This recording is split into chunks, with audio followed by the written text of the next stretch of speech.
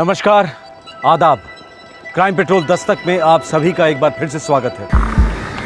उधार समझ कर दे रहा हूँ। मैं भी उधार समझ कर ही ले रहा हूँ। भूलना मत।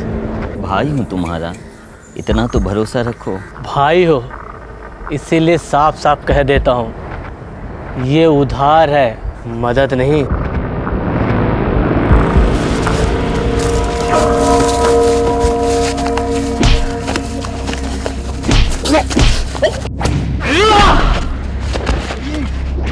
साला 10 रुपया भी छोड़ नहीं सकता, इतना जताएगा, समझता क्या मुझको?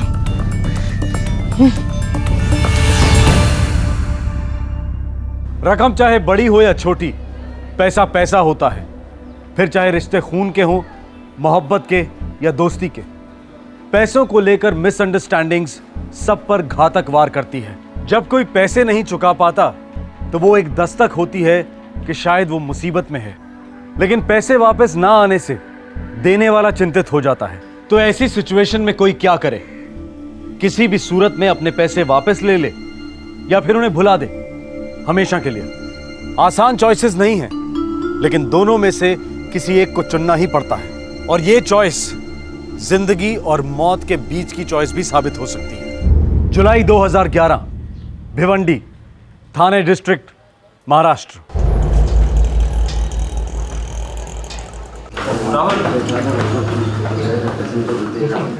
साहिल, तुम अपनी टाई नहीं बांधते ना कभी भी ठीक से। नगमा हो गया, लेसेस बांध ली, चलो। अरे टिफिन बॉक्स लो तुम लोग, कभी भी टिफिन बॉक्स बैग में क्यों नहीं रखते? जाओ। बाय बाय अम्मी, बाय। चलो वो खोलो। तुमने खाया क्यों नहीं अभी तक? अरे भाई, कुछ खाने को मिलेगा कि नहीं? अरे आप इतनी जल्दी तैयार हो गए, कहाँ जा रहे हैं? थाने जा रहा हूँ। कपड़ों की एक नई दुकान शुरू करने की सोची है। आप बैठिए, मैं नाश्ता लाती हूँ। बच्चा आजा। अब्बू अब्बू आप कहाँ जा रहे हैं? मुझे भी आपके साथ जाना है। बच्चा, अब्बू काम से जा रहे हैं, शाम को आएंगे तो आइसक्रीम खिलाएंगे आपको, ठीक है? वाह, नाश्ता। मैं कह रही थी एक दुकान तो है भिवंडी में, तो फिर ये दूसरी दुकान किस लिए? बच्चे बड़े हो रहे हैं नीलोफर, कारोबार को भी तो बढ़ाना होगा। बढ़ने की तमन्ना थी तभी तो ये दुकान बनी, वरना क्या था हमारे पास? 4 पैसे नहीं थे जब जौनपुर से आए थे। खून पसीना एक करके भिवंडी में दुकान खड़ी की। आज अल्लाह मौका दे रहा है बड़ी दुकान डालने का, तो पीछे हट जाओ।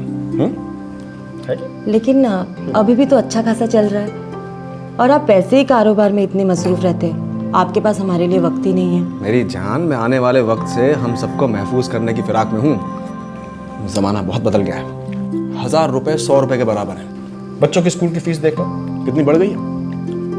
इनको पढ़ाना है, कॉलेज भेजना है, इनके लिए मकान बनाना है, इनकी शादियां करनी है। हमारा बुढ़ापा भी तो है। जितना कमाओ उतना कम है। एक एक पैसा मायने रखता है नीलोफर।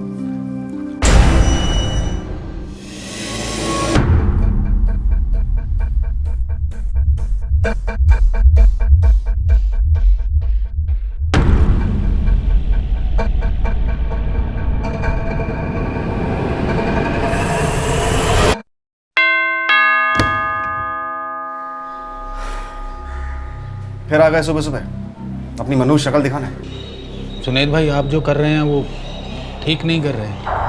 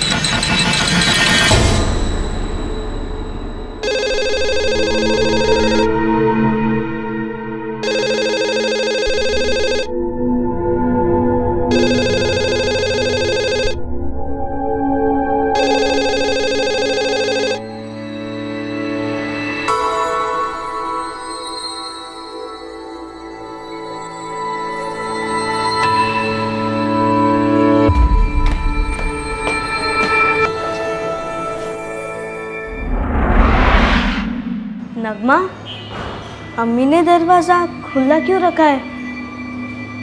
चलो। अम्मी, अम्मी अम्मी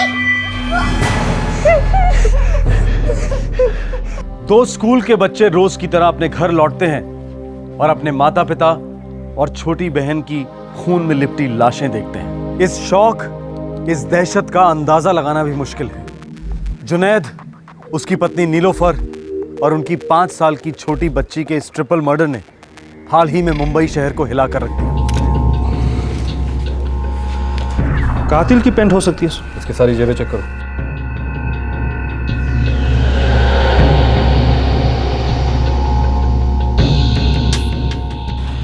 एक सेलफोन है, स्विच ऑफ है।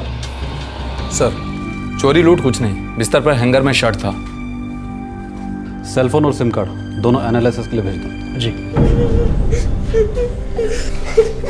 मैं सुबह से ही घर में अकेली थी, कुछ नहीं सुना और ना कुछ देखा। फिर ये बच्चे आए। बेटे, आप घर में दाखिल कैसे हुए? अंकल, दरवाजा खुला ही था। जुनैद भाई, साथी बेटा, ये सब किसने किया? कैसे हुआ ये? आप लोग की तारीफ। हम इनकी दुकान में काम करते हैं। जुनैद भाई 9:30 बजे हमें थाने में मिलने वाले थे, लेकिन एक दुकान भिवंडी में है साहब, दूसरी स्टार्ट करने वाले थे भाई। थाने में दुकान देख भी रखी थी और आज ही फाइनल करने वाले थे। हाँ साहब, जुनैद भाई का एक अरसे से सपना था कि उनकी एक दुकान और होवे, लेकिन जुनैद भाई, भाभी और बच्ची तीनों का इतनी बेरहमी से कत्ल कर दिया कि क्यों साहब? दुश्मनी, गहरी दुश्मनी। चोरी का केस तो नहीं है। जुनैद भाई के किसी से कोई दुश्मनी नहीं थी साहब। हाँ साहब, ऐसा सीधा आदमी तो ढूंढने से नहीं मिलेगा। सब लोग बहुत इज्जत करते थे उनकी।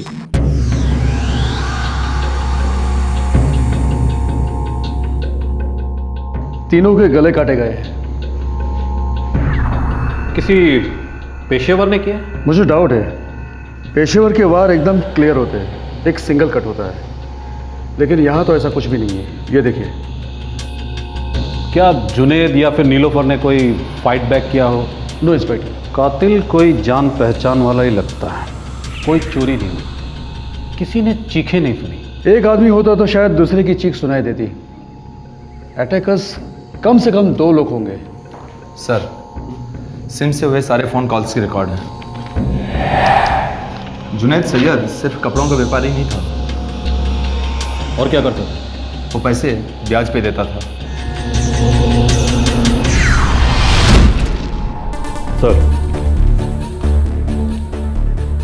सर, इस लिस्ट में ज़्यादातर नंबर जौनपुर के हैं। सिम किसका नाम का है? कोई असलम खान है साहब। किसके साथ बात हुई है? सर, सभी जौनपुर के हैं। इस आदमी के दोस्त है सारे। और कुछ? एक नंबर है जिस पर सबसे ज़्यादा बात हुई है, और वो नंबर कोई उठा नहीं रहा है। पता लगाओ किसका नंबर है ये। जी सर। मुझे ये असलम खान चाहिए। जैसा बेटा साहिल, आपने असलम खान का नाम सुना है? हाँ, मेरे मामू जान का नाम असलम खान है। ये आपकी अम्मी के सगे भाई हैं? नहीं, अम्मी के मौसेरे भाई हैं। ये रहते कहाँ हैं, आपको पता है? यही पास में मोहसिनवाड़ी में।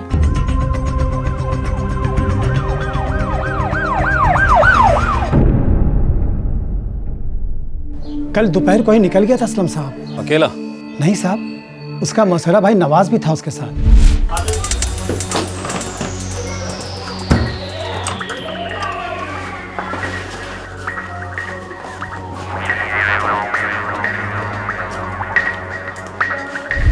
कुछ बोला नहीं साहब, कहाँ जा रहे हो, क्यों जा रहे हैं? आपको पता असलम की बहन जीजा और छोटी बच्चे का मर्डर हो गया? जी साहब, सुना है उसके बारे में। असलम का सेलफोन जुनैद के घर में मिला था, उसकी पतलून से, जो पूरी तरह खून से भीगी हुई थी। या अल्लाह। हमें पूरा शक है ये खून असलम ने किया। क्या आप हमारी कुछ मदद कर सकते हैं? देखिए साहब, परसों इसी जगह जुनैद भाई और असलम और नवाज के बीच में बहुत जबरदस्त झगड़ा हुआ था। यकीन कीजिए जुनैद भाई, वक्त ही नहीं मिला आने का। काम की तलाश में इतने बिजी थे कि मुझे कल का लौंडा समझा है? कोई भी बहाना बना दिया और मैं मान गया। 8 महीने से मुंह नहीं दिखाया तुम लोगों ने। हर महीने आदमी भेजे मैंने, हर बार घर पे ताला पड़ा था। जुनैद भाई, वो हम लोगों का टाइम बहुत खराब चल रहा है, बहुत बुरी हालत है भाई, वरना तो जरूर आते हम। अबे हटाओ सालो, मुझे कल तक मेरे पैसे चाहिए। और कल मतलब कल। कल तक कैसे होगा जुनैद भाई? थोड़ा टाइम तो दीजिए। तुम लोगों को टाइम नहीं, कुछ और देने का वक्त आ गया है।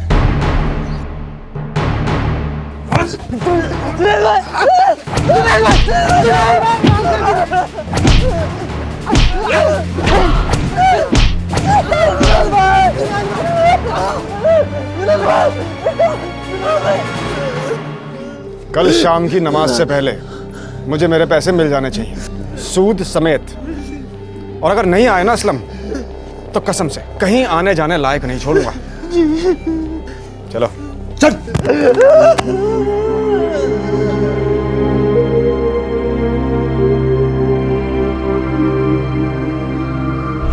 क्या पैसे और कैसे पैसे, हम कुछ नहीं जानते साहब। बस उस दिन असलम और नवाज की बहुत बेइज्जती हुई थी साहब। वो कादिर बता रहा था कि जुनैद की किसी के साथ कोई दुश्मनी नहीं थी। सर, मुझे तो लगता है ये कादिर और जावेद सिर्फ नाम के वास्ते दुकान पे काम करते हैं। असली काम तो ये है उनका, ठोक पीट कर वसूली करना। बुला लो उसे थाने में, हम भी थोड़ी जानकारी वसूलते हैं। साहब, असलम और नवाज ने जुनैद भाई से 5,000 रुपये उधार लिए थे। इतना वक्त हो गया था और वो लौटाने का नाम ही नहीं ले रहे थे। और सिर्फ 5,000 के लिए तुम दोनों ने उन दोनों को इतना पीटा और जलील किया? नहीं साहब, हमने तो बस उन दोनों को वार्निंग दी थी। तुमने ये सब बातें पहले क्यों नहीं बताई? साहब, हमने तो सोचा भी नहीं था कि असलम और नवाज का इन मर्डर के साथ कोई लेना देना भी होगा। असलम और नवाज, ये दोनों जुनैद की मिसेस नीलोफर के मौसेरे भाई है ना? जी साहब जी। फिर भी जुनैद अपने सालों के साथ इतनी बुरी तरह पेश आया? जुनैद भाई का उसूल था कि एक पैसा नहीं छोड़ना है, सोच समेत वापस आना चाहिए। जौनपुर में कहाँ रहते हैं दोनों? कोई आइडिया नहीं साहब, हम तो उन्हें जानते तक नहीं थे। यही कोई 1.5-2 साल पहले वो लोग यहाँ आए थे।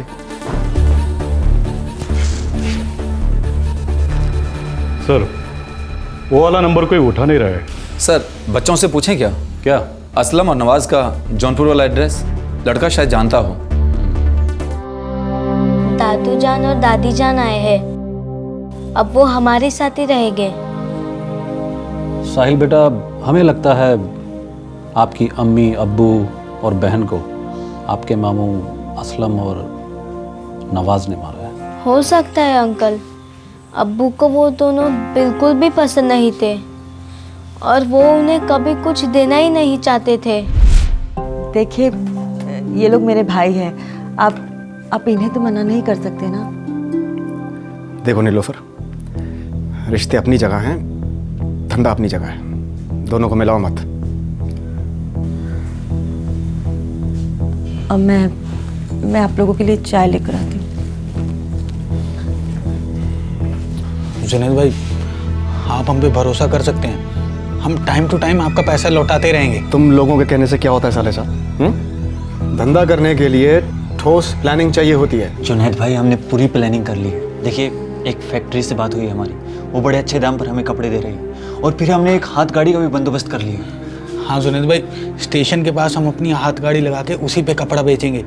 और भी बहुत से लोग हैं जो धंधा करते हैं वहाँ पे, अच्छा खासा पैसा कमा लेते हैं वो लोग। अच्छा, और वो लोग तो तुम्हारे लिए लाल कालीन बिछाएंगे कि आओ और हमारे पेट पे लात मारो, हैं? अबे मजाक समझ रखा है क्या धंधे को? हैं? आधा घंटा गाड़ी खड़ी नहीं करने देंगे वहां पे, फिर आओगे रोते रोते मेरे पास।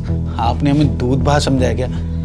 ऐसी बात नहीं है, हमने पूरी तैयारी कर ली है। हाँ, सिर्फ 1 लाख लगेंगे काम के लिए, वो सब हम आपको 6 महीने में लौटा देंगे। क्या कहा? 1 लाख? अब सठिया गए हो तुम दोनों। 1 लाख तो मैं अपने आप को उधार न दूं।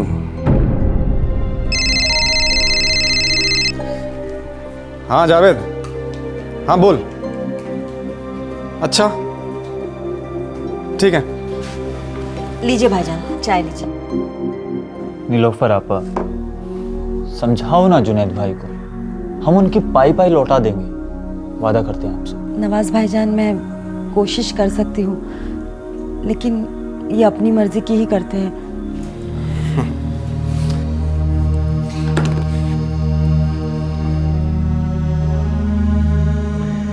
देखो असलम, एक तो तुम्हारे पास गिरवी रखने के लिए कुछ नहीं है, ऊपर से 1 लाख रुपए उधार मांग रहे हो। ना भाई, मुझसे नहीं मिलेंगे। जुनेद भाई, वो जौनपुर वाली जमीन है ना। अबे उस बंजर जमीन पे 2 झुग्गियां खड़ी नहीं हो सकती। देखो यार, तुम्हें यहाँ आना है, चाय वाय पीनी है, नाश्ता वाश्ता करना है, मैं मना नहीं कर सकता, लेकिन आइंदा इस घर में पैसे मांगने मत आना, नहीं मिलेंगे।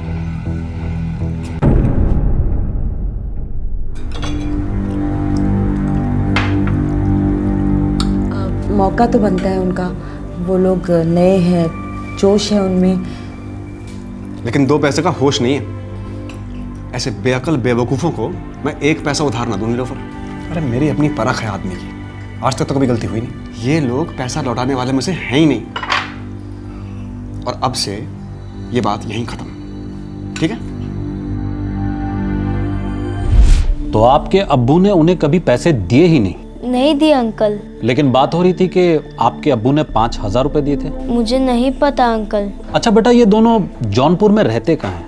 अंकल मुझे नहीं पता, क्योंकि अब्बू हमें कभी जौनपुर लेकर ही नहीं गए।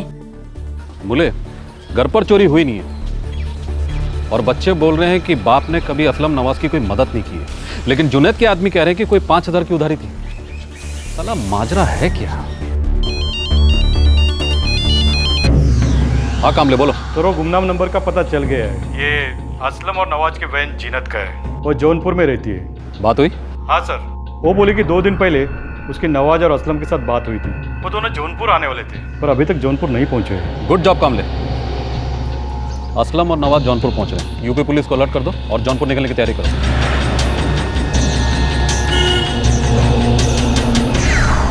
जुनैद के 12 साल के बेटे साहिल ने पुलिस को बताया था कि उसके पिता ने असलम और नवाज को पैसे देने से बिल्कुल इनकार कर दिया था। तो फिर ये 5,000 रुपए का लेन देन कब और कैसे हुआ, इसका जवाब सिर्फ असलम और नवाज दे सकते थे, जो अब तक जौनपुर पहुंचे ही नहीं थे।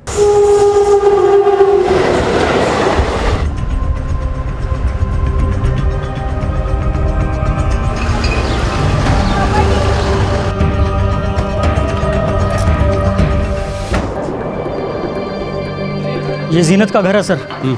असलम और नवाज की बहन। हमारे आदमी पिछले 2 दिन से वॉच रखे हैं, लेकिन वो लोग यहाँ पर नहीं आए। कोई दूसरा घर भी तो हो सकता है इनका। इन दोनों के एक मामू हैं, लेकिन ये लोग कई सालों से उनके घर नहीं गए। वहाँ भी हमने निगरानी रखी है, वहाँ भी नहीं गए। माँ बाप का घर कोई पुश्तैनी घर? नहीं सर, और कोई नहीं।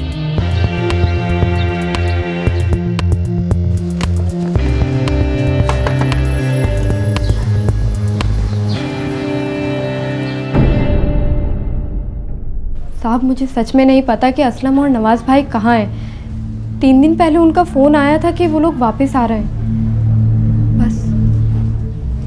भिवंडी में जो कत्ल हुए थे, उसके बारे में तुमने कभी सुना?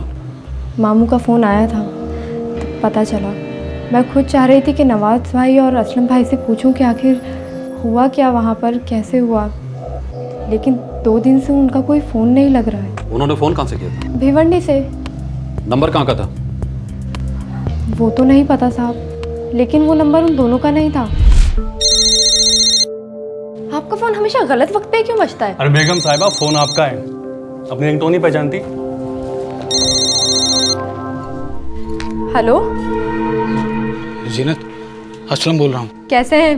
और बिजनेस शुरू हो गया ढंग से? नहीं जीनत, वो क्या है कि हम लोग जौनपुर वापस लौट रहे हैं। मुंबई कुछ रास नहीं आया। मैंने तो पहले ही कहा था आपसे भाईजान, यहीं जौनपुर में रह के कोई अच्छा सा काम कर लेते। हम 2 दिन में घर लौट रहे हैं। खुदा हाफिज। अल्लाह हाफिज भाईजान। नहीं नहीं, ऐसा नहीं हो सकता, मेरे भाई ऐसे नहीं है। हमें असलम की पतलून और सेलफोन मौका वारदात से मिली, जो पूरी तरह खून से सनी हुई थी। नहीं, ज़रूर किसी ने उन्हें फंसाने की कोशिश की है, वरना मुझे खुद असलम भाई ने बताया था कि जब से जुनैद भाई ने उन्हें पैसे देने से इनकार कर दिया है, तब से उन दोनों ने उनके घर आना जाना बंद कर दिया। तो फिर उन दोनों का मुंबई में गुजारा कैसे होता था? बहुत हाथ पैर मार रहे थे बेचारे। यहाँ आके ज़मीन बेचने की भी कोशिश की, लेकिन वो भी नहीं बिकी। इसीलिए उन्हें दोबारा मुंबई जाना पड़ा। भाईजान, आपने सोच भी कैसे लिया कि मैं आपको मना करूँगी? अगर आपको ज़मीन बेचनी है तो बेच दीजिए, मैं ना क्यों कहूँगी? ना कहने का तो कोई सवाल उठता ही नहीं है। सोचा एक बहन ने तो ना कर दी है, दूसरी भी कर सकती है। कैसी बातें कर रहे हैं आप भाईजान? सच कह रहा हूँ जीनत, खून के रिश्तों से भरोसा ही उठ गया है हमारा। अरे आप दोनों खामखा परेशान हो रहे हैं। पांचों उंगलियां बराबर नहीं होती हैं। ज़मीन आपकी है, आपकी जो मर्जी आए कीजिए। न जीनत ना मैं, हम दोनों बीच में नहीं पड़ेंगे। शुक्रिया। अब आप देखिएगा, हम लोग मुंबई में ही कुछ ना कुछ ज़रूर कर दिखाएंगे। वो दोनों तो नीलोफर आपा और जुनेद भाई साहब से बात भी नहीं करते थे, ईद पे भी नहीं। वो सब तो ठीक है जीनत, लेकिन हमें असलम और नवाज के साथ आमने सामने बैठकर बात करनी होगी। अगर वो दोनों बेकसूर हैं तो डरने की कोई ज़रूरत नहीं, लेकिन बात करना ज़रूरी है। साहब, अल्लाह कसम मुझे नहीं पता, लेकिन जैसे ही मुझे पता चलेगा मैं सबसे पहले आप लोगों को इत्तला दूंगी।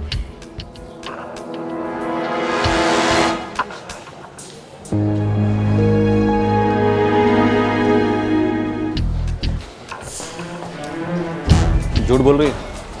24 घंटे नजर रखो, असलम और नवाज को मुंबई लेकर ही जाना है।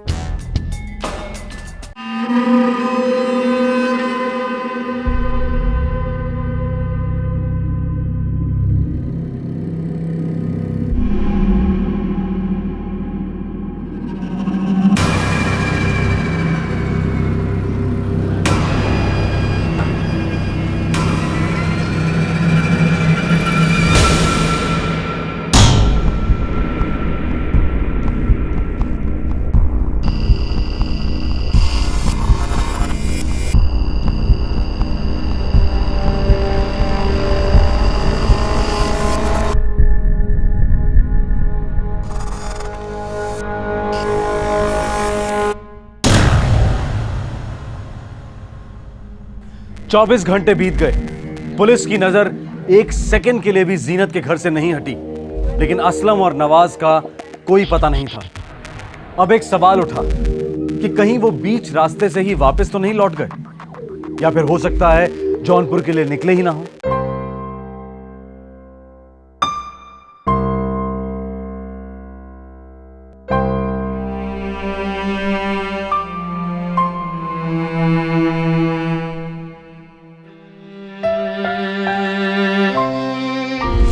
अरे टिफिन बॉक्स लो तुम लोग, कभी भी टिफिन बॉक्स बैग में क्यों नहीं रखते? जाओ। Bye bye mummy. Bye.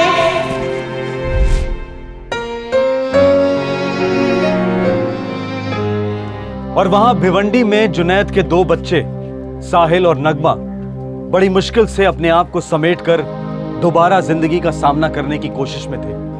Police 5,000 रुपयों के रहस्य को लेकर कंफ्यूजन में थी।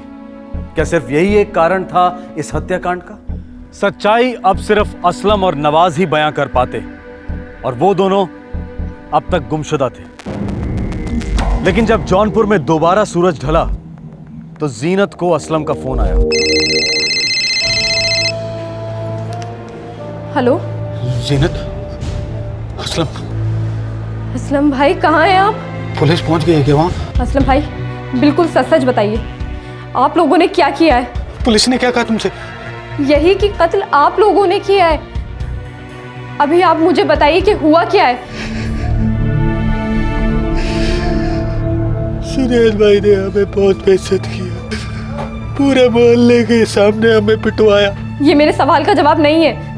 पहली बार जब जुनैद भाई ने पैसे देने से मना किया तो हमने सोच लिया था कि दोबारा उनकी शक्ल तक नहीं देखेंगे, पर इतने बुरे दिन टूट पड़े थे, और मुंबई में मदद मांगने के लिए उनके अलावा और था ही कौन? जौनपुर जाने के पैसे नहीं हैं और बिजनेस शुरू करोगे। कुछ सीखो यार जिंदगी से। आपकी बात बिल्कुल सही होगी जुनैद भाई, मानते हैं हम, लेकिन इस वक्त 1,000 रुपये की सख्त ज़रूरत है। जुनैद भाई, हम लोग जौनपुर वाली ज़मीन बेच देंगे और उससे जो भी पैसा मिलेगा उससे आकर मुंबई में कोई ना कोई बिजनेस शुरू कर लेंगे। जुनैद भाई, ना तो तुम जमीन बेच पाओगे और ना कभी तुम्हारा बिजनेस शुरू होगा। खुदा के लिए ऐसा मत कहिए जुनैद भाई। अरे मुंबई में आपके अलावा हमारा है ही कौन? तभी तो आपके पास मदद मांगने के लिए आए हैं। मैं कोई गुल्लक हूं? जब कड़के हो गए हाथ डाला और निकाल लिए पैसे। अब तो हद ही कर दिया आपने। ये लोग अपने गांव जौनपुर जाने के लिए तो पैसे मांग रहे हैं। मैंने तुझे समझाया ना, बीच में मत पड़ा कर। लेकिन बात सिर्फ 1000 रुपए की तो है। मेरे पास पैसे पड़े और मैं इन्हें लाकर दे रही हूँ, मुझे कुछ नहीं सुनना। बस बहुत हो गया ड्रामा।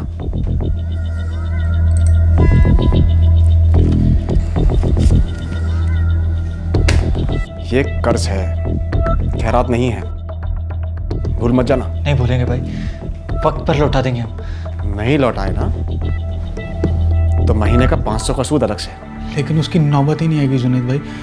हम लोग 1 महीने में अपनी ज़मीन बेच देंगे और आते ही सबसे पहले आपके 1000 रुपये वापस करेंगे। जमीन तो बिकी नहीं, तुम लोग खाली हाथ मुंबई क्यों लौटे? तुम लोगों ने मुझसे पैसे क्यों नहीं मांगे? और कितने लेते? पहले से ही तो इतने ले चुके हैं तुमसे। मुझे पहले सच सच बताओ कि क्या तुमने जुनैद भाई, नीलोफर आपा और खुशनुमा का कत्ल किया है या नहीं? नहीं, हम किसी का कत्ल नहीं करना चाहते थे। मेरा यकीन मानो जीनत, हम कत्ल के इरादे से वहां नहीं गए थे। कर्ज का 1000 रुपया और 8 महीने का सूद 4000 रुपये, कुल मिला के 5। कल तक लौटा देना। और हाँ, ये जो हल्का सा झटका दिया ना, ये सिर्फ एक झांकी थी, समझे? चलो।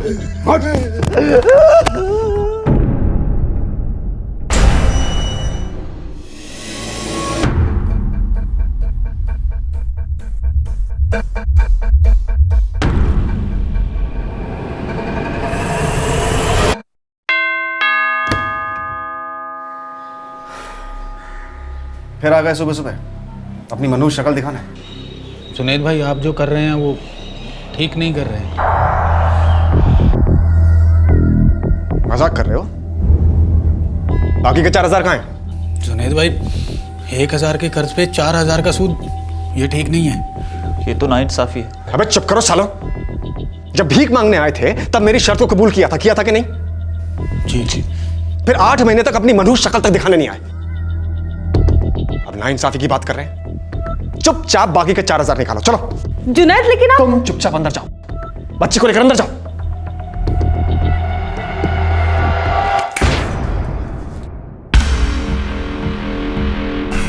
जब शाम को घर लौटूंगा ना तो हथेली पर पूरे 5 रख देना, और नहीं लौटाए ना तो वादा करता हूं सीधे जौनपुर जाओगे, मुंबई में कदम नहीं रख पाओगे। चुपचाप ये पैसे उठाओ और दफा हो यहां से। पैसे तो हम नहीं उठाएंगे जुनैद भाई,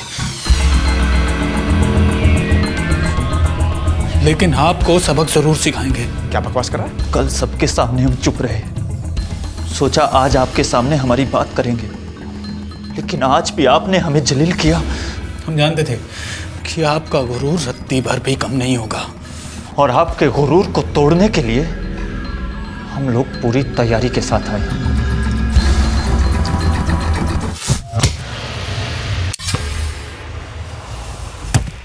हे असलम, क्या कर रहा तू?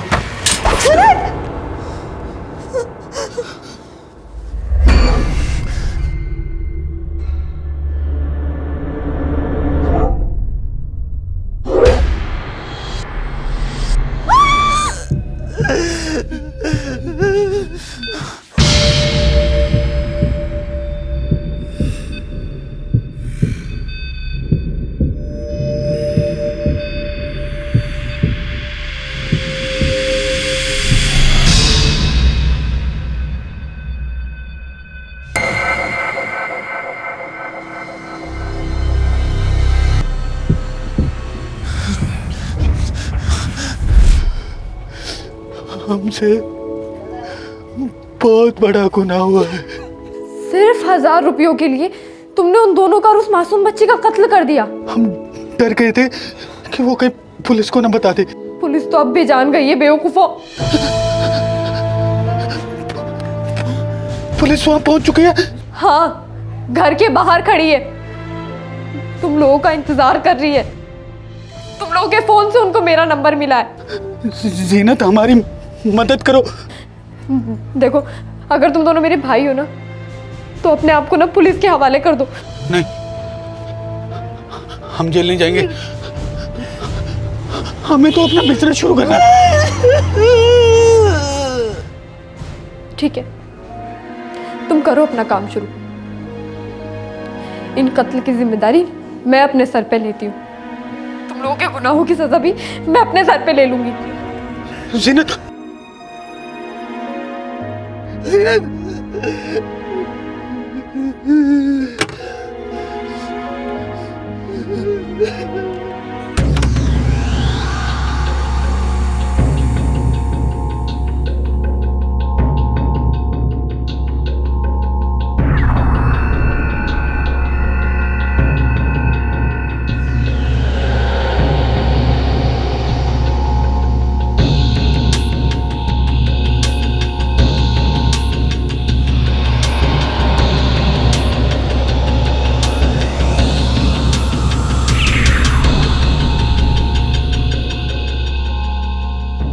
असलम और नवाज का फ़ोन आया था, यहीं पर ही जौनपुर में। और क्या बोलो? हाईवे के पास एक ढाबा है, वहीं पर ही आप लोग का इंतज़ार करते हैं।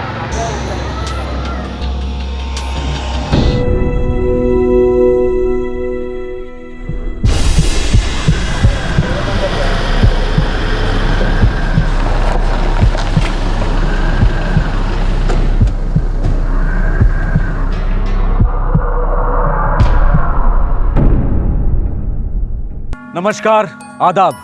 क्राइम पेट्रोल दस्तक में आप सभी दर्शकों का एक बार फिर से स्वागत है। 6 महीने पहले ही प्रमोशन हुए हैं मेरे बेटे की, अब दोबारा प्रमोशन हो रहे हैं। देखो, वैसे इसे जॉब करने की कोई ज़रूरत नहीं है, सब कुछ है। मेरी बेटी आपके घर के रौनक को और भी बढ़ा देगी, आपके बेटे को हमेशा खुश रखेगी। सर एक बात है, मैं आपको पहले ही क्लियर कर देना चाहता हूँ कि हम ना दहेज वहेज के सख्त खिलाफ हैं जी। यही बात कहना चाहता है मेरा बेटा आपको। ये तो आप लोगों का बड़प्पन है जी। ये मेरे बेटी की अच्छी तकदीर है जो आपके घर जा रही है।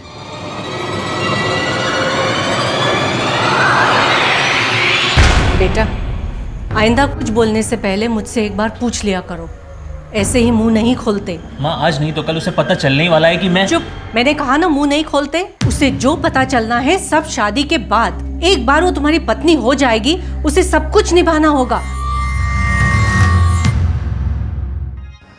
एक माँ ने लड़की वालों से अपने बेटे के बारे में एक बात छुपाई। लड़की गरीब घर से थी, एक खुशहाल और वेल सेटल लड़के के साथ उसकी शादी होने जा रही थी। लड़की वाले खुशी के खुमार में थे, उन्होंने भी ज्यादा जांच पड़ताल नहीं की। पर सच्चाई कब तक छुपाई जा सकती थी? शादी ब्याह के मामलों में चुप्पी झूठ के बराबर होती है, और ये एक दस्तक होती है कि ये एक झूठ जुड़ने वाले रिश्तों में दरार डालने वाला है। जुलाई 2011, नई दिल्ली।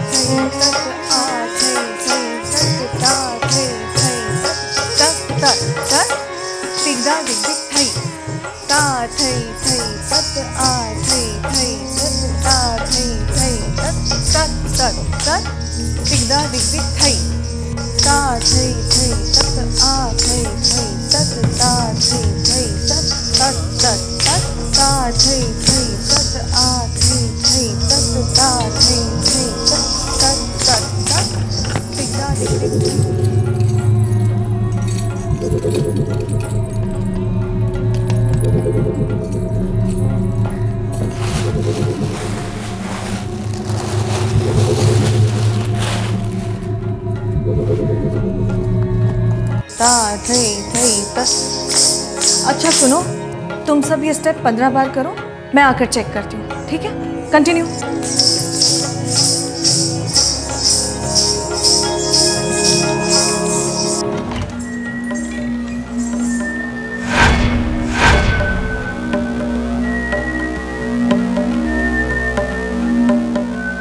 अरे ये क्या बदतमीजी है, ऐसे कैसे घुस आई तू मेरे कमरे में? मम्मी जी ये इतने सारे पैसे कहाँ से? तुझसे मतलब? ये सारे पैसे मेरे हैं, इसे नजर मत लगा। अब तू खड़ी क्यों है, जाती क्यों नहीं है? दफा हो जा यहाँ से।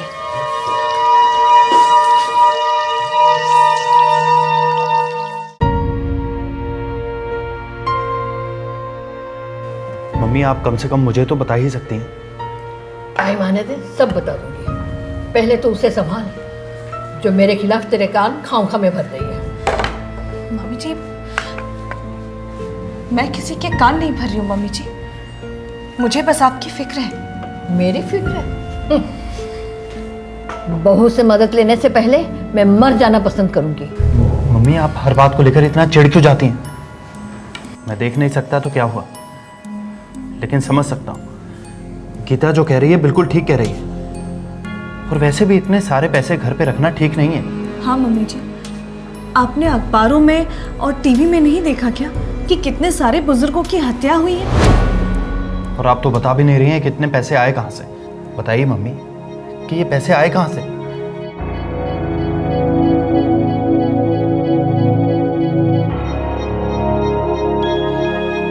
कुणाल भैया, आप तो मम्मी जी का स्वभाव जानते हैं ना, मुंह बंद मतलब बिल्कुल मुंह बंद। आज तक कभी किसी ने उनसे कुछ बुलवाया है क्या? मनोज वो बात ठीक है, लेकिन ये बहुत ही ज्यादा पैसे। सीमा, सिर्फ मैं जानती हूँ कि मम्मी जी को अकेले झेलना कितना मुश्किल है। सब आप ही का तो किया कराया है भाभी जी, आपकी कृपा से तो मनोज और मैं इस घर से बाहर हुए हैं। गलत बात है सीमा, तुम और मनोज तो शुरू से ही अलग होना चाहते थे, फिर उसका इल्जाम कुणाल और मुझ पर क्यों? तुम ही मम्मी जी के साथ नहीं रहना चाहती थी। पता है मनोज, गीता बहुत चेंज हो गई है। वो मम्मी का पूरा ख्याल रखती है, लेकिन मम्मी हमेशा की तरह जिद्दी और चिड़चिड़ी। मनोज, तुम्हें तो अपना अलग घर बनाने के पैसे मिले हैं, बड़े मजे से अपनी बीवी के साथ वहां रह रहे हो, लेकिन अपने अंधे भाई के बारे में एक बार भी कभी सोचा है? नहीं ना? अरे कोई नहीं है उसकी देखभाल करने वाला यहाँ। आप ऐसा क्यों कह रही हैं मम्मी जी? मैं हूं तो। अरे तू चुप कर, अभी मैं जिंदा हूँ और सही सलामत हूँ, इसलिए तू मेरे कुणाल के देखने का ढोंग करती है, ढोंग। जिस दिन मैं मर जाऊंगी सब जानते तो मेरे बच्चे के साथ क्या सलूक करेगी। Mummy ji please. मतलब मैं चुप रहूं? तुम मुझे चुप रहने के लिए कह रही है? मुझे नहीं मम्मी जी, मैं तो बस वो बस तो बस ही सही। अब मैं किसी को कुछ नहीं कहूंगी, लेकिन तुम सब कान खोल के सुन लो, ये पैसा सिर्फ मेरा है। ये पैसा कहाँ से आया है और कहाँ जाएगा इस बात से तुम्हारा कोई मतलब नहीं। तुम सब लोग इससे दूर ही रहना। मैंने टैक्सी मंगवा दी, अभी 5 मिनट में ही पहुंचती होगी। तू तो बड़ी अच्छी बनती जा रही है बहू, मुझे दूध और दवाई दी जा रही है, मेरे साथ अस्पताल चलने के लिए भी तैयार है। ये अचानक इतना प्यार कहाँ से आ गया बहू? मैं तो हमेशा से ही आपका ख्याल रखती आई, बस आपने ही कभी नहीं देखा। आराम से।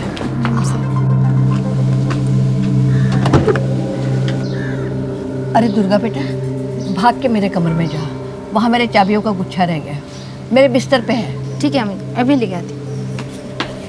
मम्मी जी, मेरा मोबाइल भी ऊपर कमरे में रह गया, मैं अभी लेकर आती हूँ। ठीक है।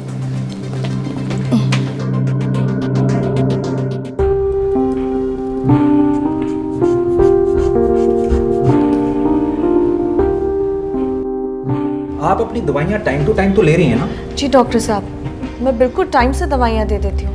अगर ये नहीं देगी तो मैं दवाई लेना बंद थोड़े ही कर दूंगी। मैं अपना ध्यान खुद रख सकती हूँ, मुझे इतने जल्दी कुछ नहीं होने वाला डॉक्टर साहब। चंदा जी अपनी उम्र के हिसाब से काफ़ी फिट हैं। ये एक विटामिन और एक कैल्शियम की गोली दिन में 2 बार खाने के बाद दे दीजिए। जी डॉक्टर साहब, मुझे आपको अपनी एक प्रॉब्लम बतानी है। हाँ बोलो गीता। मुझे रात को ठीक से नींद नहीं आती। कब से? लगभग 6 महीने हो गए। पर्सनल लाइफ में कोई प्रॉब्लम, टेंशन्स? नहीं डॉक्टर, बस ऐसी नींद नहीं आती। होता है ऐसा कभी कभी।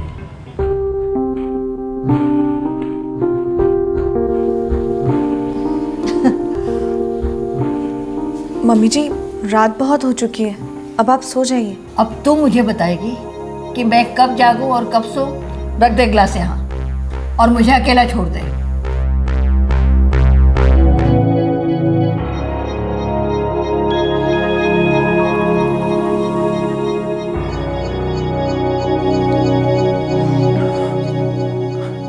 आ गए तुम? वो मम्मी दवाइयाँ तो टाइम पर ले रही हैं ना? हाँ ले रही हूँ। अच्छा सुनो, हाँ। मम्मी जी मनोज और सीमा के यहाँ जाने के लिए कह रही थी। तो तुम उन्हें ड्रॉप कर दोगी ना? पूछा तो था मैंने उनसे, पर वो कह रही थी कि वो अकेले जाना ही पसंद करेंगी। तो फिर ठीक है, पूछना हमारा फर्ज था।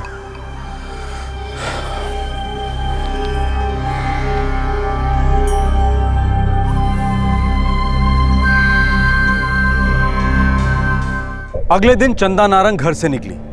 उनकी बहू गीता के मुताबिक चंदा नारंग ये कहकर गई थी कि वो अपने छोटे बेटे मनोज के घर जा रही है, लेकिन रात तक चंदा नारंग घर नहीं लौटी।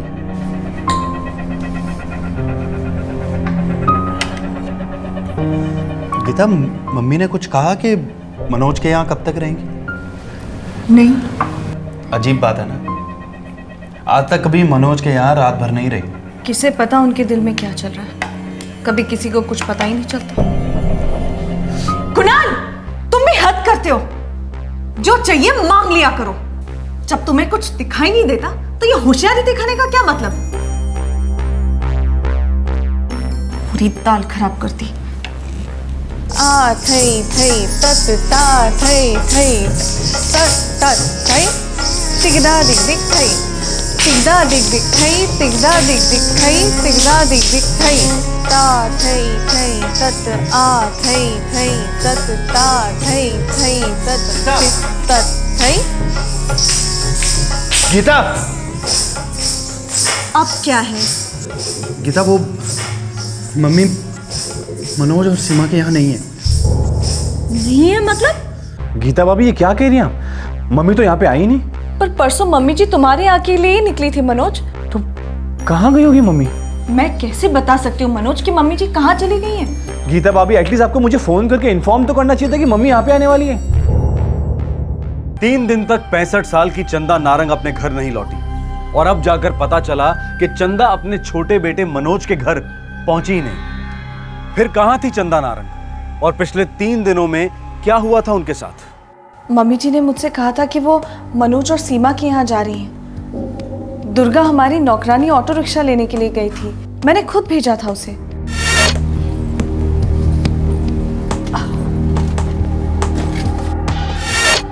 दिन के 11 बजे मैंने मम्मी जी को दूध और दवाइयाँ दी और फिर वो चली गई। आप कहाँ रहते हैं मिस्टर मनोज? पश्चिम बिहार। सर चंदा जी का सेल अभी भी बन जा रहा है सर उनका फ़ोन कल से ही स्विच ऑफ है। हमने आज सुबह भी ट्राई किया लेकिन फ़ोन बंद था। किसी दूसरी जगह गई होंगी, किसी दूसरे रिश्तेदार के यहाँ, आउट ऑफ दिल्ली, आश्रम, मंदिर वगैरह। मेरे बड़े मामा जी साउथ एक्स में रहते हैं, हमने उनके यहाँ भी फ़ोन किया लेकिन मम्मी वहाँ भी नहीं थी। उस नौकरानी को बुलाओ, उससे पूछो ऑटो रिक्शा कहाँ से लेकर आई थी।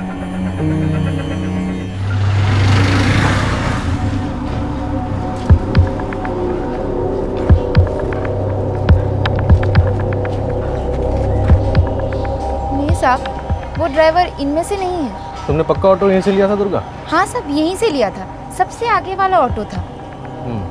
अरे सुनो सलाम साहब, ये 3 दिन पहले यहाँ से एक सवारी गई थी पश्चिम बिहार, यही है ब्लॉक आनंद विहार से, सुबह 11 बजे के आसपास। याद है तुम्हें किसने उठाई थी? नहीं साहब। चंदा जी बिना बताए कहाँ और क्यों चले गए होंगे? उन्होंने झूठ क्यों बोला होगा कि वो अपने छोटे बेटे के यहाँ जा रही हैं? सर कुछ बैकग्राउंड चेकिंग करी है मैंने। इनका छोटा बेटा मनोज वो कुछ 4 साल पहले अपनी बीवी सीमा के साथ अलग हो गया था, और ये जो इनका आनंद विहार वाला घर है ये मिस्टर नारंग के नाम था, जो 7 साल पहले गुजर चुके हैं, और ये घर चंदा जी के नाम छोड़कर गए हैं। तो तुम्हें लगता है कि ये घरेलू मैटर है इस घर को लेकर? मुझे नहीं पता सर, इतना ज़रूर जानती हूँ कि मम्मी जी कहीं से बहुत सारा पैसा लेकर आई थी जो कि उन्होंने अपने लॉकर में रख दिया।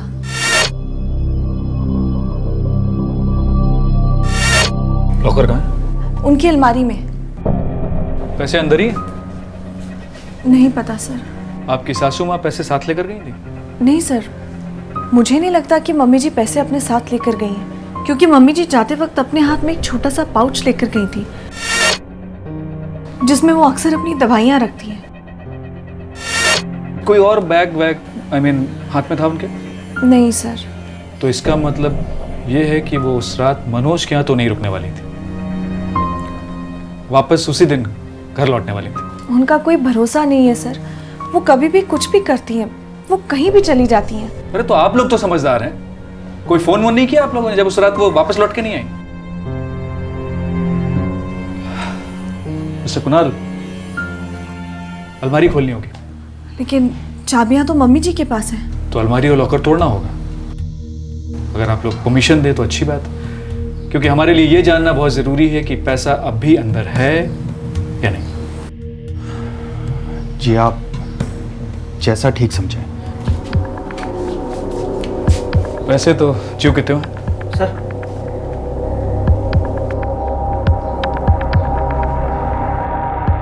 मिस्टर कुणाल, क्या आप जानते हैं कि ये आपका घर F31 आनंद विहार बिक चुका है?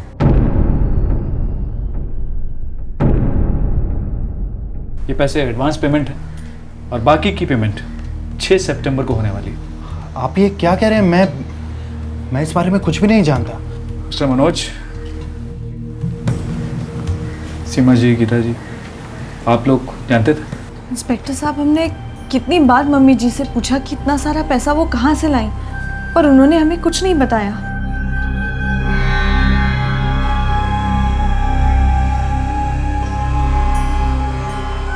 कमाल की बात है, पैसे ज्यों कहते हैं चंदा जी गायब है।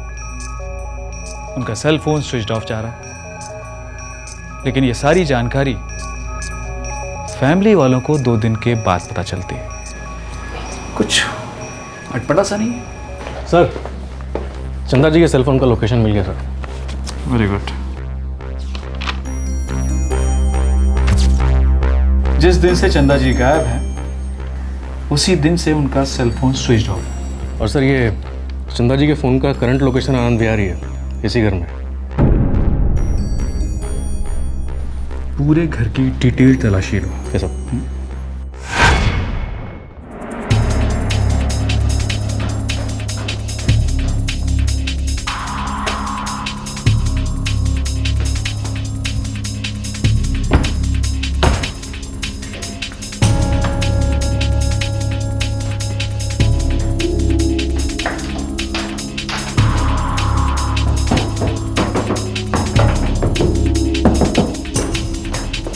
ये आप कैसी बातें कर रहे हैं इंस्पेक्टर साहब? उस दिन मेरे सामने मम्मी जी ऑटो में बैठकर निकली थी यहाँ से।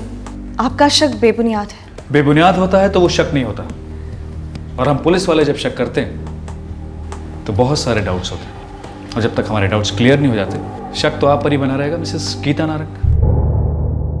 सर, पूरा घर छान मारा है, ना ही चंदा जी का मोबाइल कहीं मिला और ना ही चंदा जी। मिस्टर मनोज जी, हमें आपके घर को भी चेक करना होगा। सर, मेरे घर की तलाशी लेने का क्या मतलब? मम्मी जी तो मेरे घर पे आई नहीं, और अगर आती भी हैं तो रात को कभी रुकती नहीं, क्योंकि सभी लोग ये बात जानते हैं कि मेरी पत्नी और मेरी मम्मी जी का आपस में नहीं बनता। हमें जो जानना है वो आपके घर की चेकिंग के बाद ही पता चलेगा। सर, मनोज का घर भी पूरी तरह तलाश किया सर, वहाँ पे भी कुछ नहीं मिला। जो कुछ भी हुआ है इन दोनों घरों के दरमियानी हुआ है। शेख, एक काम करो, दोनों घरों के पड़ोसियों से बातचीत करो। किसी न किसी ने तो देखा होगा चंदा जी को आते या जाते।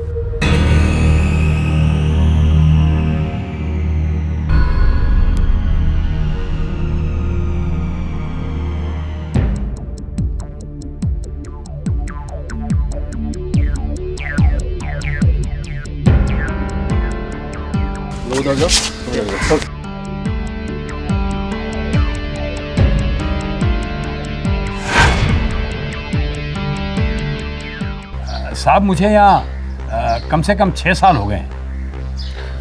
F31 नारंग परिवार ग्राहक है तुम्हारे? हाँ साहब, उनके कपड़े आते हैं यहाँ। चंदा जी को जानते हो क्या? उन्हें तो सब पहचानते हैं साहब, बहुत कड़क औरत है। 4 दिन पहले 16 जुलाई को देखा था उन्हें, कहीं जा रही थी? बिल्कुल देखा था साहब। ऑटो में निकल रही थी, कुछ ऑटो का नंबर वगैरह याद है? ऑटो का नंबर याद होने का तो सवाल ही नहीं उठता साहब। क्या मतलब? क्योंकि वो ऑटो में निकली ही नहीं थी, वो तो प्राइवेट टैक्सी से गई थी।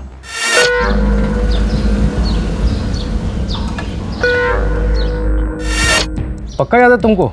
ऑटो में नहीं गई थी, प्राइवेट टैक्सी में गई थी। मुझे साफ साफ याद है साहब, और इतना ही नहीं, मुझे तो और भी कुछ याद है साहब। क्या? चंदा जी गाड़ी में सो गई थी। अकेली थी गाड़ी में? उतना ध्यान नहीं दिया साहब, शायद कोई था कोई नहीं था, ये मैं पक्का नहीं बोल सकता साहब। गाड़ी में सो रही थी, सुबह 11 बजे घर से निकलते ही। कुछ अजीब नहीं लगता तुमको? उतना अजीब नहीं लगा साहब, एक तो उनकी उम्र हो गई है, दूसरा उनका अस्पताल आना जाना होता रहता है। 16 जुलाई? नहीं, 16 जुलाई को मिसेस नारंग के साथ मेरा कोई अपॉइंटमेंट नहीं था। मम्मी जी तो ऑटो रिक्शा में ही गई थी। उस लॉन्ड्री वाले ने किसी और को जाते हुए देखा होगा टैक्सी में। गीता जी, उसने तो हमें यह भी बताया है कि टैक्सी की पिछली सीट पर आपकी सासू माँ सोई हुई थी। दिन के 11 बजे घर से निकलते ही कोई सोएगा क्यों? इंस्पेक्टर साहब, मेरी तो कुछ समझ में नहीं आ रहा है ये हो क्या रहा है। मैं आपसे बार बार कह रही हूँ कि मम्मी जी ऑटो रिक्शा में ही गई थी, और ये कहने वाली मैं अकेली नहीं हूँ। दुर्गा, तुम भी तो बोलो। दीदी सच कह रही है साहब, अम्मा जी ऑटो रिक्शा में ही गई थी, मैंने खुद ऑटो लाया था। और आप हमारे घर की तलाशी ले रहे, मुझ पर शक कर रहे? सर, आनंद गया पुलिस चौकी से मिला था सर। पिछले साल एक नॉन कॉग्निजेबल ऑफेंस दर्ज करवाया गया है मिसेस गीता नारंग के खिलाफ।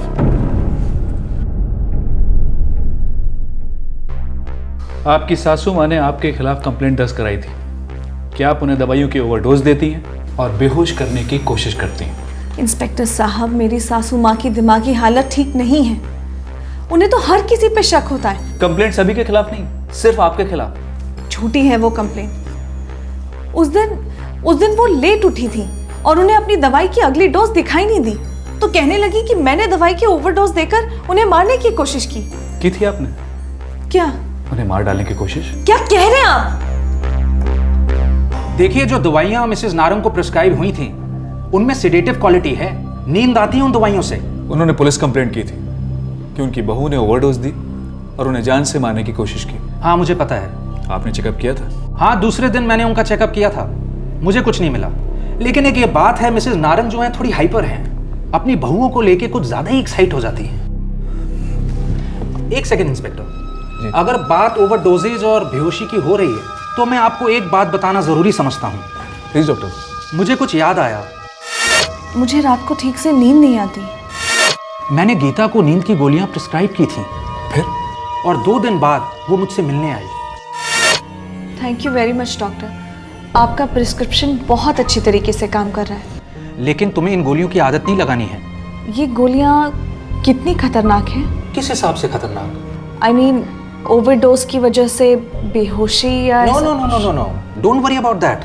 मैंने जो आपको डोज प्रिस्क्राइब किया है, अगर आप वैसी 15 गोलियां खाएंगी तब जाके कहीं बेहोश होंगी। और इतनी सारी गोलियां आपको कोई केमिस्ट देगा भी नहीं। नहीं, बस ऐसे ही पूछ लिया था डॉक्टर साहब। Thank you. Thank you very much doctor, आपकी इन्फॉर्मेशन बड़े काम की इस केस के लिए। Thank you. सर, आपका शक सही निकला। गीता के फ़ोन रिकॉर्ड्स बता रहे हैं कि उसने चिराग ट्रैवल्स को सुबह 10 बजे फ़ोन किया और 11 बजे के लिए एक टैक्सी मंगवाई थी। ड्राइवर कौन था? सर, कोई शंकर नाम का ड्राइवर है जो इस वक्त गुड़गांव में है ड्यूटी पर। मैंने उसे तुरंत आने को कहा है सर। पुलिस इस केस की एक एक गांठ खोल रही थी और हर खुलती गांठ इशारा कर रही थी चंदा नारंग की बहू गीता नारंग की ओर। पुलिस को पूरा भरोसा था कि मुजरिम गीता है, लेकिन चंदा नारंग अब तक गायब थी। उनके बारे में अभी तक कोई जानकारी हाथ नहीं लगी थी। ये सब कुछ झूठ है, आपका इल्जाम सरासर गलत है। गीता जी, चिराग ट्रैवल्स का टैक्सी ड्राइवर शंकर, उसने बयान दिया है कि उस दिन चंदा जी के साथ आप भी थी गाड़ी में। गीता जी, अब ये नाटक छोड़िए तो ज़्यादा अच्छा रहेगा। आपको और आपकी नौकरानी दुर्गा को गिरफ्तार करने के ऑर्डर से मुझे। साहब, ये मेम साहब और इनकी नौकरानी, ये औरत, इन दोनों ने मिलकर उस बूढ़ी औरत को गाड़ी में डाला था। मैंने पूछा भी साहब कि क्या हुआ है इनको, तो कहने लगे कि बीमार हैं, बेहोश हो गई हैं, इसलिए हॉस्पिटल लेके जाना है। संभाल के माँ जी, धीरे धीरे। आप गाड़ी स्टार्ट करिए जल्दी। दुर्गा, तुम घर का ख्याल रखना, मैं हॉस्पिटल पहुंचने के बाद तुम्हें फोन करती हूँ, ठीक है? जी दीदी। गीता जी, पिछले साल आपकी सासू माँ ने शायद आप पर यह झूठा इल्जाम लगाया था कि आपने उन्हें बेहोश करने की कोशिश की। लेकिन इस बार मैं दावे के साथ कह सकता हूं कि आपने ही उन्हें बेहोश किया, उनकी दवाइयों से नहीं बल्कि अपनी नींद की गोलियां खिलाकर। Am I right, Mrs Geeta Narang? Durga, उसी मेडिकल स्टोर में मत जाना, दूसरे मेडिकल स्टोर से जाके दवाइयाँ लेकर आना, ठीक है? ठीक है दीदी। जाओ। मैंने कुछ नहीं किया साहब, मैंने तो वही किया जो दीदी ने मुझे बोला। उन्होंने मुझे अलग अलग दवाइयों की दुकानों पे भेजा और ढेर सारी गोलियां मंगवाई। गीता जी, डॉक्टर ने आपको सिर्फ 2 गोलियां प्रिस्क्राइब की थी। आपने उन्हीं से पता लगा लिया कि 15 गोलियां खाने से बेहोशी और उससे ज्यादा खाने से मौत तक हो सकती है। आपने 25 गोलियां मंगवाई और धोखे से सारी की सारी अपनी सासू मां को खिला दी, राइट? प्लान किया था आपने कि मिसेस चंदा नारंग किसी भी सूरत में जिंदा नहीं बचनी चाहिए।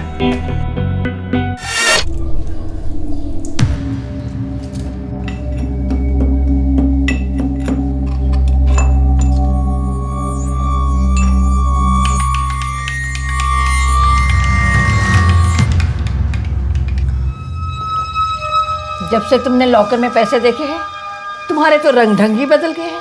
ऐसी सेवा कर रही हो जैसे मैं तेरी सास नहीं माँ हूँ। ये सब आपका वहम है मम्मी जी, अब जल्दी से दूध पी लीजिए। इसमें जहर तो नहीं मिला दिया ना? मम्मी जी, आप बार बार एक ही एक बात क्यों करती हैं?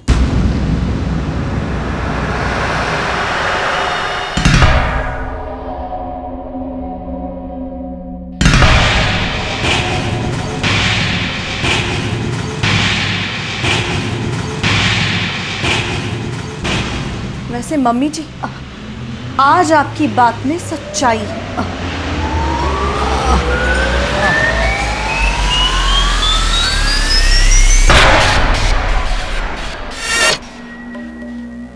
तुम जानती थी लॉकर में कितने पैसे?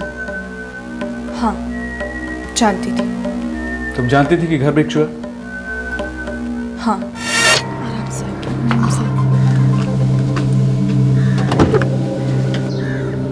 अरे दुर्गा बेटा, भाग के मेरे कमरे में जा, वहाँ मेरे चाबियों का गुच्छा रह गया, मेरे बिस्तर पे है। ठीक है अम्मी, अभी लेके आती।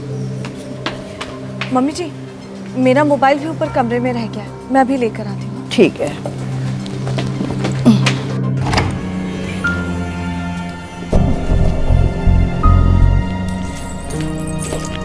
दुर्गा, ये चाबी मुझे दे और तू बाहर जाके वेट कर।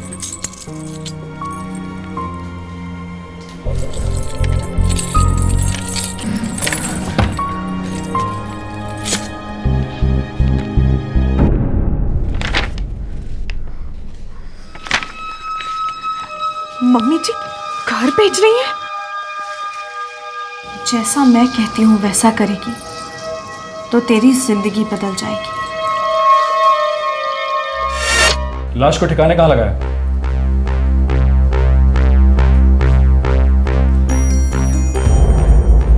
तुम्हें कुछ नहीं पता चला? गाड़ी में बैठाते वक्त ही उस बुजुर्ग औरत ने दम तोड़ दिया था। नहीं साहब, मैं तो बस गाड़ी चलाता रहा, एक हॉस्पिटल से दूसरे हॉस्पिटल, जैसा मैडम ने कहा बस वैसा ही करता रहा।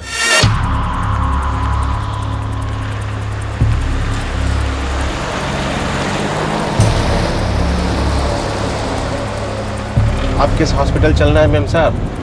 शादरा चलो, इभास हॉस्पिटल।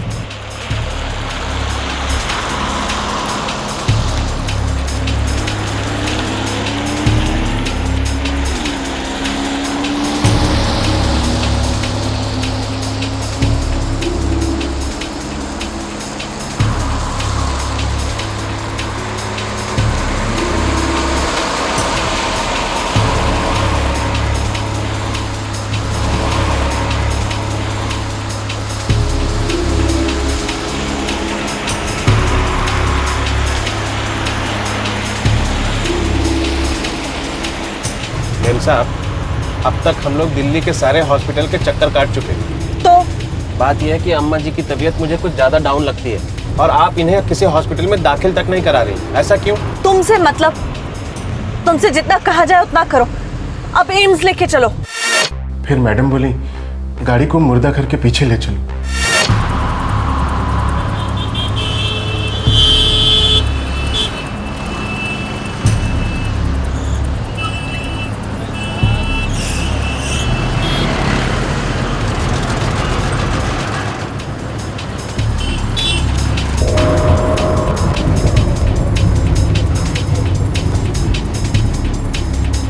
देखिए मैडम, मुझे डर लग रहा है।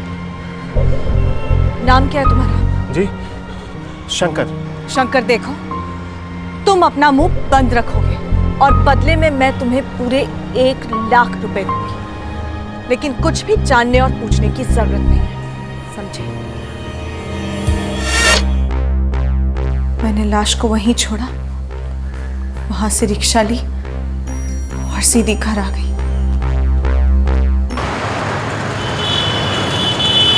16 जुलाई को एक लाश मुर्दा घर के बाहर छोड़ी गई थी, लावारिस लाश। साहब ये तो रिकॉर्ड्स चेक करने के बाद पता चलेगा। नहीं सर, 16 जुलाई को किसी भी लावारिस लाश के मिलने की एंट्री नहीं है इसमें। किसी न किसी ने तो देखी होगी। साहब सिक्योरिटी को पूछते हैं, वो मुर्दा घर के पीछे राउंड लगाते रहते हैं। 16 जुलाई शाम 4:30 बजे के आसपास कोई एक लाश मुर्दा घर के पीछे दरवाजे पर छोड़कर गया था। साहब बुढ़िया थी का? हाँ हाँ साहब, देखी थी मैंने।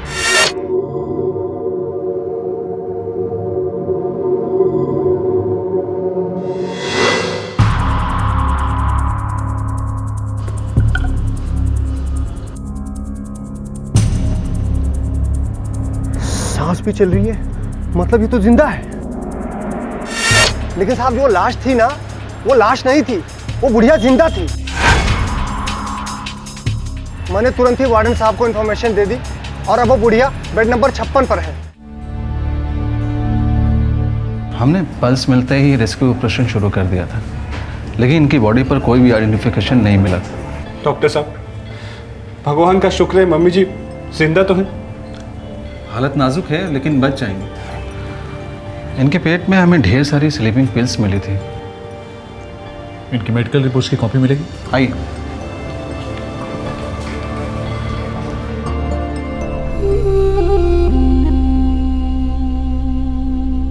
गीता ने ऐसा क्यों किया होगा? मेरे पास सब उसी का तो था, और वैसे भी मेरे कितने दिन बचे हैं। ऐसा मत कहिए भैया, अब जल्द से जल्द ठीक हो जाएंगे।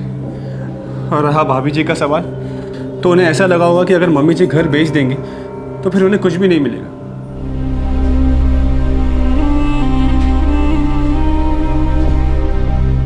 तुम्हारी सास चंदा नारंग जिंदा है, जीते जी मरोगी तुम जेल में सड़ कर। वो तो मुझसे पहले से ही नफरत करती थी। तो रिटर्न में तुम भी नफरत करती, अलग हो जाती, कुछ भी करती, लेकिन मारने का अधिकार किसी को नहीं। तो क्या करती मैं? वो घर बेचने वाली थी, बात करने से मानने वाली थी? कभी नहीं। अगर एक बार वो घर बिक जाता तो हमारी पूरी लाइफ खत्म हो जाती। मेरे हस्बैंड पूरी तरह ब्लाइंड हो गए, तो घर की जिम्मेदारी मैंने अपने कंधों पर ली। वो घर को बेच देती तो मैं क्या करती, कहां जाती, हम कहां रहते, मेरी डांस क्लास का क्या होता, हमारा गुजारा कैसे होता? इतने भी बुरे दिन नहीं आते गीता जी। घर सेल होता तो आपको, कुणाल को भी पैसे मिलते, अच्छे खासे पैसे मिलते। कुछ नहीं मिलता। और फिर से एक बार मुझे मेरी सासू माँ वैसे ही फंसा दी जैसे 10 साल पहले उन्होंने मुझे और मेरी फैमिली को फंसाया था। क्या मतलब? मेरे हस्बैंड कुणाल शादी के पहले से ही डायबिटीज की एडवांस स्टेज पर थे, पर हमें इस बारे में कुछ नहीं बताया गया, ना मुझे और ना ही मेरी फैमिली को। क्या क्या सपने लेकर गई थी मैं उस घर में, छोटे छोटे सपने थे मेरे, सब टूट गए, चूर चूर हो गए। ना मुझे पति का प्यार मिला और ना ही बच्चों का सुख। तो फिर बचा क्या? सासू मां की सेवा और बदले में मुझे क्या मिला? ताने और उनका गंदा व्यवहार। मेरे साथ धोखा हुआ है। पहले गलती उनकी थी, बाद में मेरी।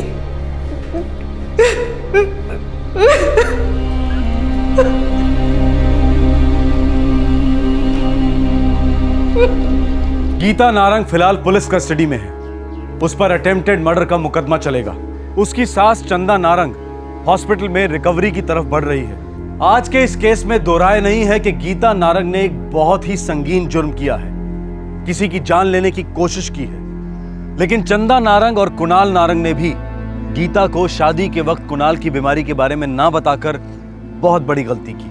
लेकिन अगर धोखा हुआ भी है तो गुस्सा और नाराजगी जायज है, लेकिन किसी की जान लेने पर उतर आना, इतनी नफरत पालना फिजूल है।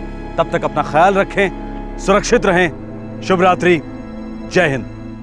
इस तरह के और भी एपिसोड देखने के लिए हमारे चैनल को सब्सक्राइब करें और बेल आइकन दबाना ना भूलें।